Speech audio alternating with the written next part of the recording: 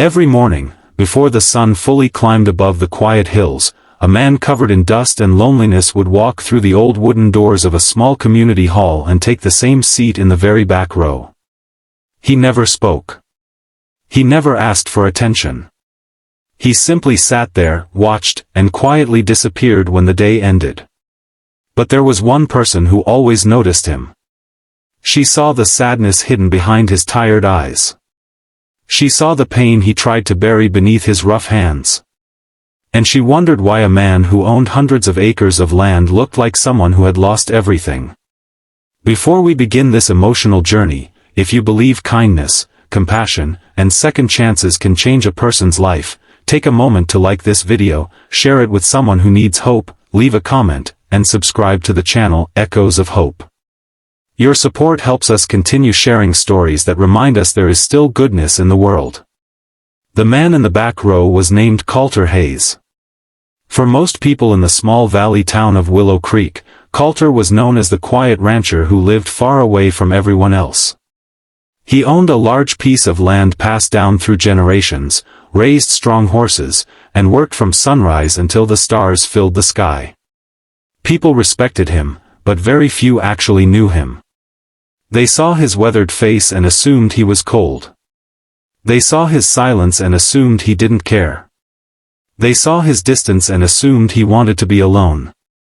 But they never saw the nights when Colter sat inside his empty farmhouse, staring at old photographs and wondering how life had changed so much.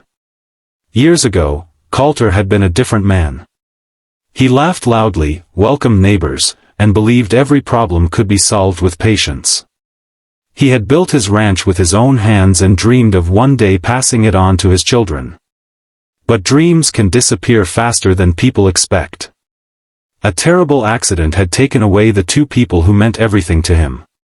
After that day, the ranch became silent. The fields still grew. The animals still needed care. The sun still rose every morning. But Colter felt like a part of him had stopped moving. He convinced himself that staying busy would heal the emptiness. So he worked harder, talked less, and pushed everyone away. Then one winter morning, he started coming to the community hall. No one knew why. The hall hosted a small morning program where local families gathered to support each other, share stories, and help those going through difficult times. Colter never joined the conversations. He only sat in the back row, his old brown jacket hanging from his shoulders, his hat resting on his knees. And every day, a woman named Maribel Rowan noticed him. Maribel was the woman who organized the gatherings. She wasn't famous, wealthy, or powerful. She was simply someone who believed every person carried a story worth hearing. She noticed things others ignored. She noticed the way Colter always arrived early but waited until everyone else had left before walking away. She noticed how he quietly fixed broken chairs without telling anyone. She noticed how he left small bags of supplies outside the door for families who needed help. And most importantly, she noticed that behind his silence was a heart that was still trying to care. For weeks, Maribel never forced a conversation. She understood that some wounds don't open because someone demands answers. They open when someone stays patient. Every morning, she placed a warm cup of coffee on the empty chair beside him. She never asked him to drink it. She never asked him why he came. She simply left it there. At first, Colter ignored it. Then one day, the cup was empty. Maribel smiled quietly, but she didn't mention it. That small moment became the beginning of something neither of them expected. Slowly, Colter started staying a few minutes longer. He still didn't talk much, but he listened. He listened as people shared their struggles. He listened as parents talked about their children. He listened as older neighbors remembered better days. And without realizing it, he started feeling something he thought he had lost forever. A connection. But just when things began to change, an old rumor returned to town. Some people believed Colter's ranch was failing. They whispered that he was too stubborn to ask for help. Others said he was hiding because he was ashamed. Those words reached him. And they hurt. Because they weren't completely wrong. Colter was struggling. The years of working alone had damaged the ranch. Some fences were broken. Some equipment was too old. The costs were growing. And after losing so much already, he couldn't bring himself to admit that he needed someone. One evening, Maribel found him outside the hall, staring at the sunset.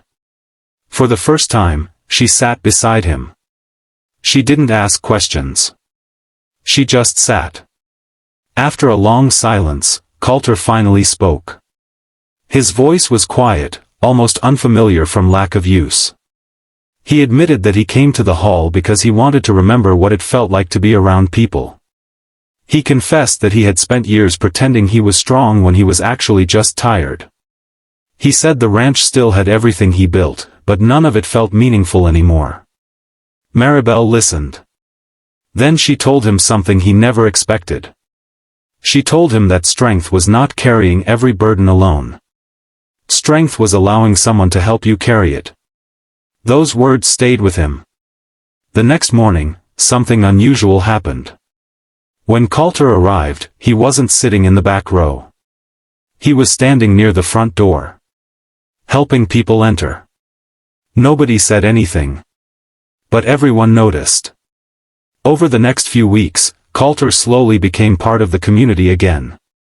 Neighbors visited his ranch to help repair fences. Young farmers asked him for advice. Families came by to see the horses. And Colter discovered something painful but beautiful. The world had never stopped caring about him. He had simply stopped letting himself see it. But there was still one secret Maribel carried. She had known someone from Colter's past. Years ago, before tragedy changed him, she had met his family. She remembered the laughter that once filled his home. She remembered how much Colter loved helping others. She had recognized him the moment he entered the hall. Not because of his name. Because of his eyes. She saw the same kindness that was still buried beneath years of pain. One afternoon, Colter invited Maribel to the ranch. It was the first time he had invited anyone there in years. The land was beautiful but tired. The field stretched across the valley, the horses moved peacefully, and the old farmhouse stood quietly under the sky. Colter showed her the place where his family used to gather. Then he opened a small wooden box. Inside were old letters, photographs, and memories he had hidden away. He admitted he had avoided looking at them because he thought remembering would only bring pain. But now, for the first time, he understood that memories didn't only carry sadness. They carried love. Months passed, and the ranch began changing. Not because Colter suddenly became wealthy. Not because all his problems disappeared. But because he stopped facing them alone.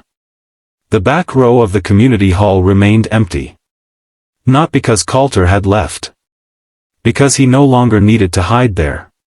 He started sitting closer to everyone else. Sometimes he even spoke. Sometimes he laughed. And every once in a while, Maribel would look at him and remember the lonely man who used to sit in the back, hoping nobody would notice him. But she always had. Years later, people in Willow Creek would tell the story of the rancher who thought he had been forgotten. They would say the greatest change in Colter's life didn't come from money, success, or luck. It came from one person who saw him when everyone else looked away.